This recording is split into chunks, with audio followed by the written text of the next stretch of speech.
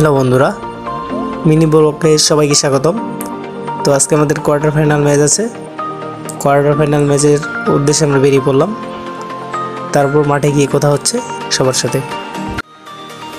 আমাদের মাঠে যাইতে অনেক দেরি হয়ে গেছে, তাই তাড়াহুড়ো করে যাচ্ছিলাম মাঠে চলে আসলাম। মাঠে আসার পরে খেলা শুরু হয়ে গেল।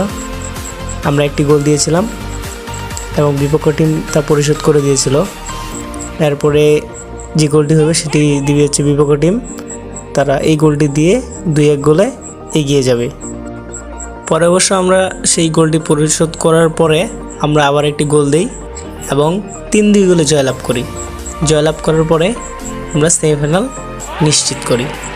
ধন্যবাদ সবাইকে আমাদের সাথে থাকার জন্য। ভালো লাগলে চ্যানেলটিকে সাবস্ক্রাইব করে দেবেন। ধন্যবাদ।